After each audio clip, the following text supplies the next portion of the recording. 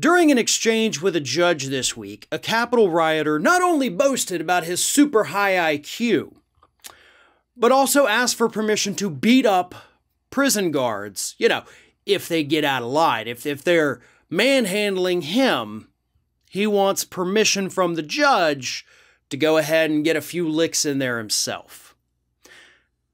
And I have to read some of this exchange. This is absolutely bonkers. This accused Capitol rioter is a man by the name of Josiah Kenon. The judge is U.S. District Judge Carl Nichols, and this was reported by Politicos' Kyle Chaney.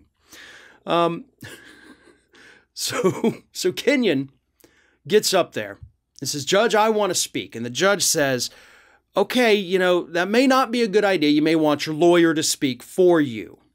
Kenyon replies, "I have a high enough IQ range to not screw up there, boss." Just imagine the audacity of going before a judge who does this for a living, and he says, "Hey, listen, maybe you should have your lawyer speak for you." "Hey, hold up there, boss. I think I'm smart enough to know not to screw this up. Now, can I have permission to beat the shit out of those guards?" Yeah. Not exactly the most brilliant request of a judge. And of course, the judge says, "I'm not going to rule on this today." To which Kenyon said, according to Kyle Chaney, "Okie dokie." Now, in hearing that exchange, doesn't it seem to you that maybe something's a little off, right?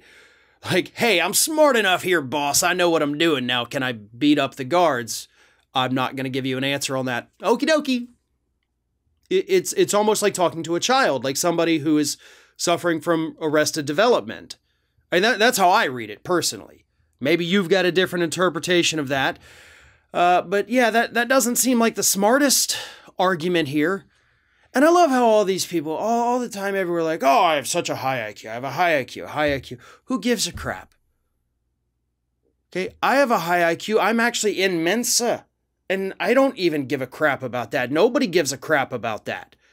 Because it really doesn't mean anything. It means, okay, your ability for logic and, finding patterns in things might be above average. But beyond that, it doesn't mean that you have a better understanding of anything or that you're smarter than anyone. It effectively means nothing. And I know that.